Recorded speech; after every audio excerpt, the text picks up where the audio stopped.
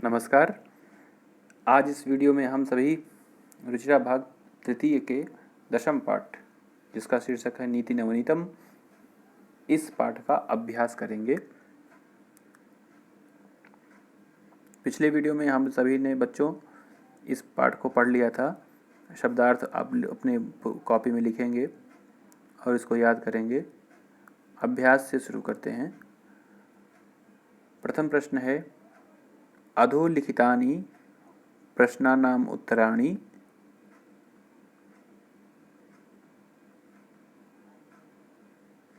एक पदेन लिखत।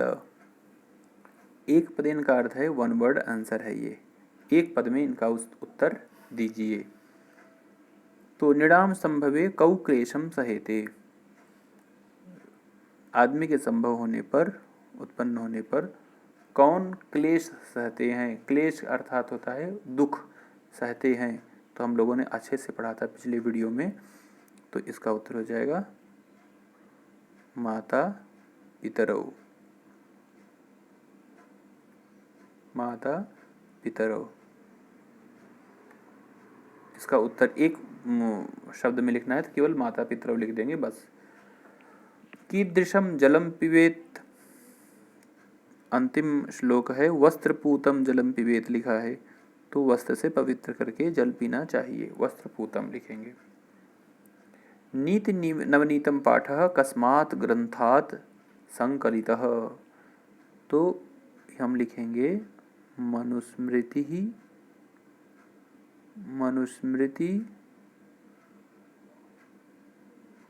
ग्रंथात्।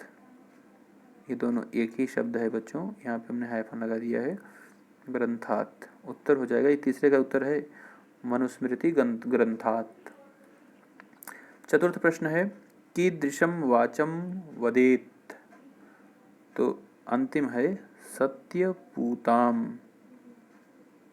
सत्यपूताम वाचम वदेत। पंचम प्रश्न है इसका, दुखम किम भवति। हमने बताया था सर्वम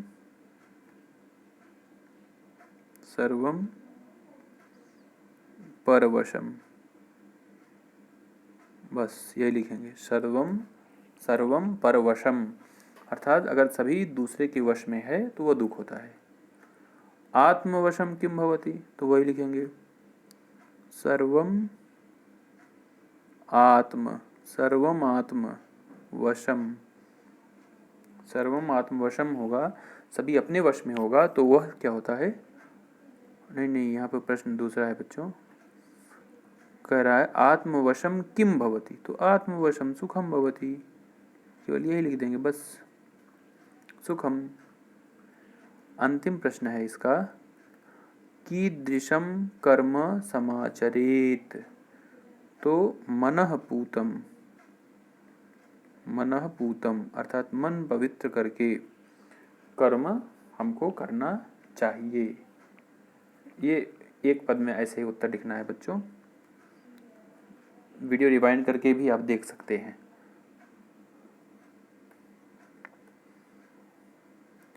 द्वितीय प्रश्न है, अधोलिखितानि प्रश्नानि उत्तराणि पूर्ण वाक्येन लिखत। अधोलिखित प्रश्नों के उत्तर पूरे वाक्य में लिखिए। तो आइए प्रारंभ करते हैं। प्रथम प्रश्न है इसका, पाठेस्मिन्। पाठेस्मिन् का मतलब होता है अस्मिन् पाठे। अस्मिन् पाठे का अर्थ होता है इस पाठ में। इस पाठ में सुख दुखयोः किम लक्षणम उक्तम, सुख दुख का क्या लक्षण कहा गया है। तो हमने श्लोक में पढ़ा था बच्चों, सर्वम परवशम दुखम सर्वम आत्मवशम सुखम, तो यही लिखेंगे सर्वम परवशम दुखम सर्वम आत्मवशम सुखम। तो यहाँ लिख नहीं रहे बच्चों, हम आपको बता दे रहे हैं कि सर्वम परवशम दुखम सर्वम आत्मवशम सुखम, ये आप श्लोकों को देख करके भी लिख सकते हैं, या तो आप पुस्तक लीजिए और उसमें चिन्ह लगा दे रही है, टिक लगा लीजिए कि कहाँ से कहाँ तक लिखना है और उसको याद भी करना है। तो पाठेस्मिन् सुख दुखयोः लक्षणम किमुक्तम सर्वम परवशम दुखम सर्वम आत्मवशम सुखम। बस ये लिखना है। द्वितीय प्रश्न है, आप वीडियो पॉज करके भी टिक लगा सकते हैं। वर्षशतैः अपि कस्य निष्कृतिः कर्तुं न शक्या। ये द्वितीय श्लोक है हमारे हिसाब से। तो क्या है, यम माता पितरौ क्लेशम सहेते संभवे निडाम। ये जो लाइन है ये उसका उत्तर होगा। अर्थात सैकड़ों वर्षों में भी किसका निस्तार नहीं किया जा सकता कि माता पिता ने जो क्लेश सहा है, जो परिश्रम उन्होंने किया है, जो दुख उन्होंने सहा है, उसका निष्कृति, उसका निस्तार नहीं किया जा सकता। तो ये इसमें हम क्या लिखेंगे, यम माता पितरौ क्लेशम सहेते संभवे नृणाम। ये वहाँ से आप लिख सकते हैं। आप पुस्तक लेके बैठिए तो आपको समझ में आ जाएगा बच्चों।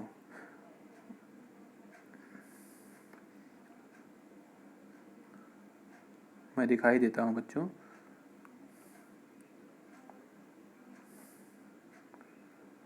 ये जो है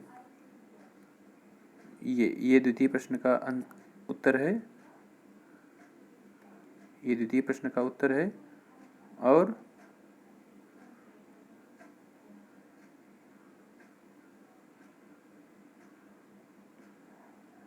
ये प्रथम प्रश्न का उत्तर है।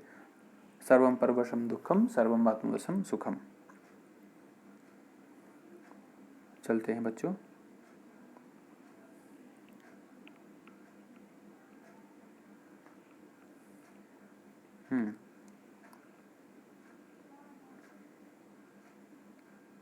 आप पुस्तक लेके बैठिए, यहाँ पर ये ज़्यादा परेशानी होती है।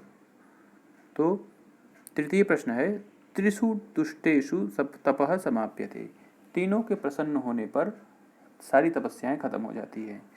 तो वाक्ये अस्मिन, जैसे पाठेस्मिन था तो अस्मिन पाठे, वाक्ये अस्मिन था तो अस्मिन वाक्ये। अर्थात इस वाक्य में त्रयः के सन्ति, वो तीन कौन है, तो कौन थे, माता पितरौ। माता पितरौ का अर्थ हो गया माता और पिता, दो ये हो गए। तीसरा है आचार्यः च। आचार्यः च मतलब माता पिता और आचार्य, यही तीन है। त्रयः के सन्ति माता पितरौ आचार्यः च, माता पिता और आचार्य। अस्माभिः कीदृशं कर्म कर्तव्यम, हमको कैसा कर्म करना चाहिए। तो उसमें श्लोक है, स्यात् परितोषः परितोषोऽन्तरात्मनः। क्या है, मिलाइए, यत् कर्म कुर्वतोस्य स्यात् परितोषोऽन्तरात्मनः। यत् कर्म कुर्वतोस्य स्यात् परितोषो अंतरात्मनः। ये जो लाइन है ये उसका उत्तर है। तो हमको कैसा कर्म करना चाहिए कि जिससे हमारी अंतरात्मा को परितोष प्राप्त हो, संतोष प्राप्त हो, ऐसा कर्म हमको करना चाहिए। अग्रिम प्रश्न है, अभिवादनशीलस्य कानि वर्धन्ते। अभिवादनशील मनुष्य के क्या क्या बढ़ते हैं। तो चत्वारि तस्य वर्धन्ते, चार चीज बढ़ते हैं। क्या बढ़ते हैं, आयु, विद्या, यशो, बलम। तो अभिवादनशीलस्य चत्वारि वर्धन्ते, आयु, विद्या, यशो, बलम, ऐसे लिख देंगे इसको। सर्वदा केषां प्रियं कुर्यात्, हमेशा किनका प्रिय करना चाहिए। तो वहाँ श्लोक में क्या लिखा था, तयोः नित्यं प्रियं कुर्यात् आचार्यस्य च सर्वदा, उन दोनों का प्रिय करना चाहिए और आचार्य को। तो केशाम तो माता पितरोः, माता पितरोः, इसका अर्थ हो जाएगा माता पिता का। फिर लिखेंगे आचार्यस्य मतलब आचार्य का, च मतलब और, तो माता पिता का और आचार्य का प्रिय करना चाहिए। सर्वदा केशाम प्रियम कुर्यात्, सर्वदा माता पितरोः आचार्यस्य च प्रियम कुर्यात्, ये ऐसे लिखेंगे। स्थूल पदान्यवलंब्य प्रश्न निर्माणम कुरुत। स्थूल पदों का अर्थात जो बोल्ड में किए गए हैं ऐसे पदों का प्रश्न निर्माण करिए। तो वृद्धोपसेविनः, वृद्धोपसेविनः का अर्थ है वृद्धों के पास बैठ करके सेवा करने वाले की का के की किस में आता है बच्चों? षष्ठी विभक्ति में आता है। और षष्ठी विभक्ति का प्रश्नवाचक शब्द क्या होता है पुल्लिंग में? कस्य। कस्य मतलब किसकी, किसकी आयु विद्या और यश बढ़ती है? तो वृद्धोपसेविनः आयुर्विद्या यशोबलम वर्धन्ते, ये कस्य यहाँ पर इसका उत्तर होगा। सत्यपूताम, सत्य से पवित्र, तो यहाँ पे हो जाएगा कैसी। कैसी को संस्कृत में क्या कहेंगे? कीदृशीम वाचम वदेत। मनुष्य कैसी वाणी बोले? तो उसका उत्तर होगा मनुष्य सत्यपूताम वाचम वदेत। प्रश्न होगा मनुष्य कीदृशीम वाचम वदेत, कैसी वाणी बोले। तिषु तुष्टेषु सर्वम तपः समाप्यते। तपः का लिंग होता है बच्चों नपुंसक लिंग, जैसे तपः तपसी तपांसी इसका रूप चलेगा। तो किम के कानी, तो त्रिषु तुष्टेषु सर्वः किम समाप्यते, सर्वम किम समाप्यते, तो सर्वम तपः समाप्यते। आगे चलते हैं बच्चों। माता पितरौ नृणाम संभवे अकथनीयम क्लेशम सहेते। तो माता पितरों के स्थान पे करना है तो बहुत सरल है बच्चों। कह कौ, कौ मतलब अर्थात कौन दोनों। तयोहु मतलब षष्ठी विभक्ति द्विवचन, तो कस्य कयोहु, यहाँ पर कयोहु कर देंगे। कयोहु अर्थात किन दोनों का, तयोहु अर्थात उन दोनों का। अब देखो संस्कृत भाषायाम वाक्य प्रयोगम कुरुत, संस्कृत भाषा में वाक्य प्रयोग करिए। तो श्लोकों में भी इसमें बहुत सारा वाक्य बना हुआ है, अपने मन से भी बना सकते हैं आप। तो विद्या, तो आप अगर छोटा सा बनाना चाहते हैं तो विद्या अर्जनीय, विद्या अर्जनीय, विद्या अर्जनीय अर्थात विद्या का अर्जन करना चाहिए। फिर क्या है? तपः, सर्वम तपः समाप्यते, सभी तप समाप्त हो जाते हैं। यह है समाप्यते, ये लिख देंगे बच्चों। सर्वम तपः समाप्यते। समाचरेत, तो क्या लिखेंगे हम? मनः पूतं समाचरेत, मनः पूतं समाचरेत। आत्मनः परितोषः स्यात्, आत्मनः परितोषः स्यात्, आत्मनः परितोषः स्यात्। तो ये परितोष में हम लिख सकते हैं। नित्यम, नित्यम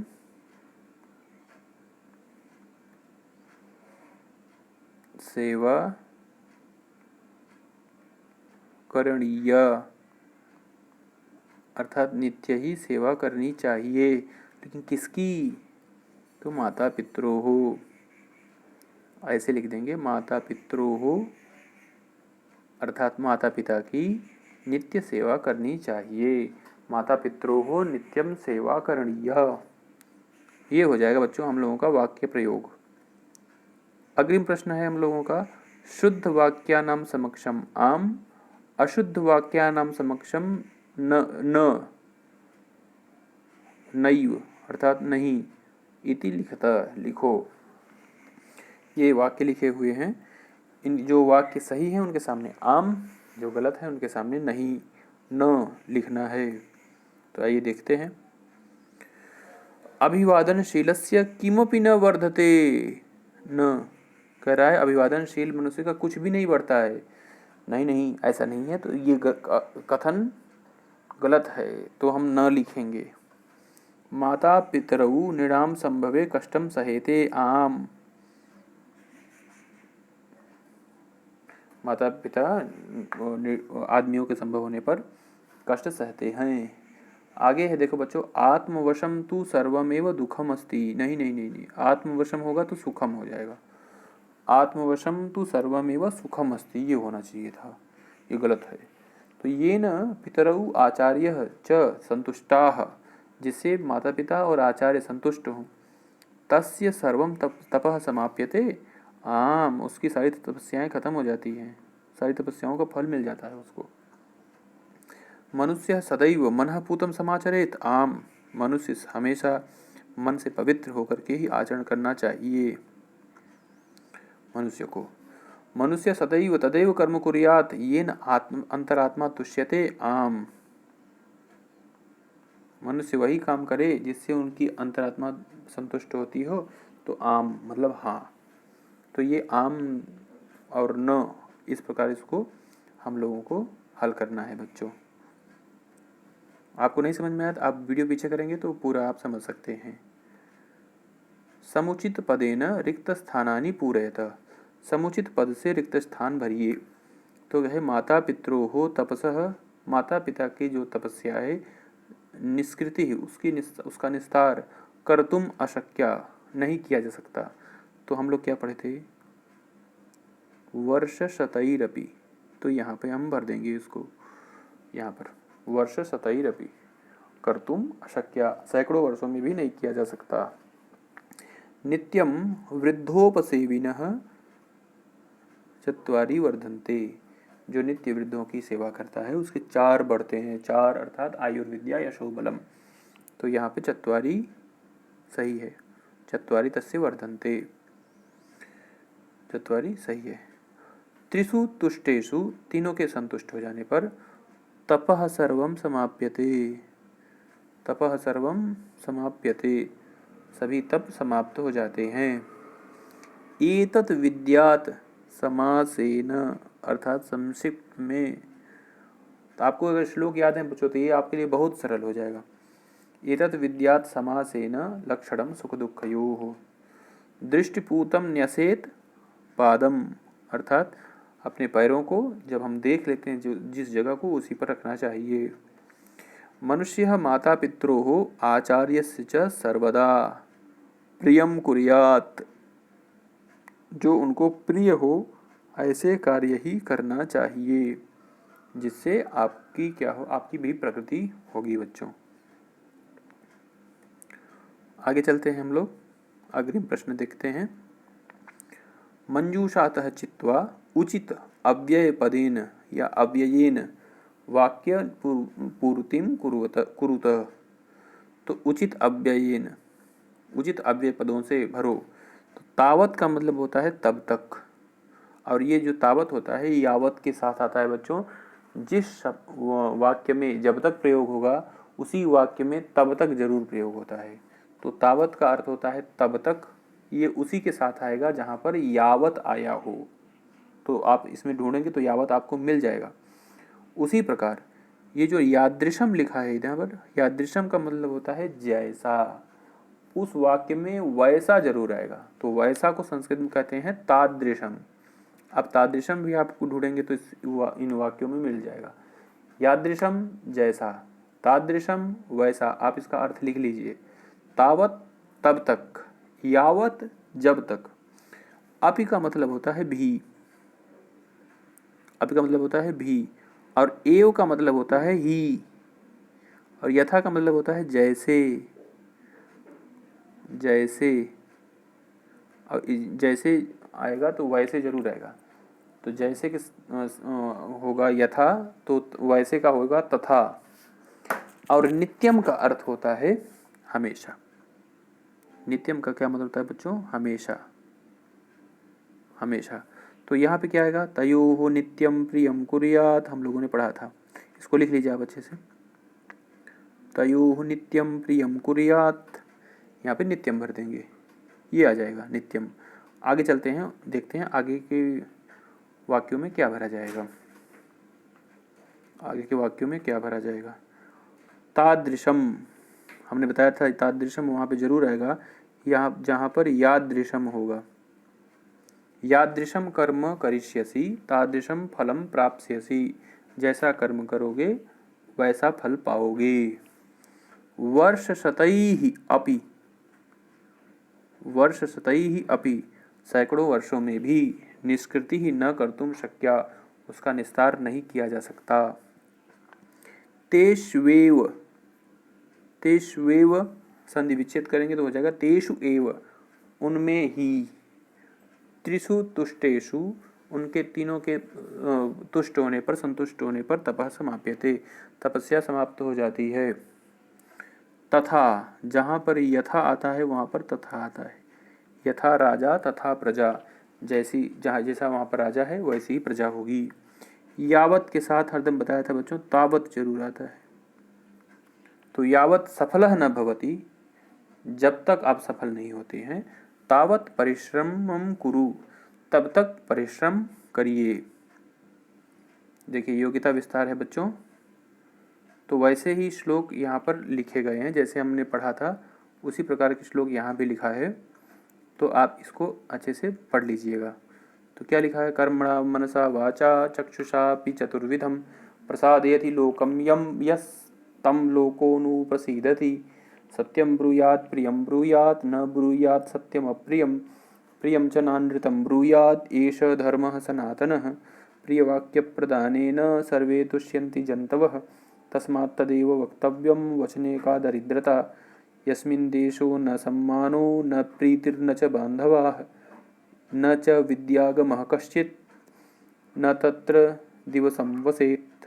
तो इसको आप सब अच्छे से पढ़िएगा बच्चों, इसके बारे में चर्चा करनी एकदम कक्षा में जरूर करेंगे। संधि, ये शिष्टाचार शब्द है, तो उसमें शिष्ट और आचार दो शब्द मिलते हैं बच्चों। वृद्धोपसेविनः हमने बताया था कक्षा में, तो वृद्ध उपसेविनः। आयुः विद्या हमने कई बार लिखा है, तो आयुर्विद्या, इस विसर्ग को र हो जाता है, इसी विसर्ग को ये र बन जाता है बच्चों। ये जो विद्या लिखा, आयुर्विद्या लिखा है, वो विसर्ग का ही र है।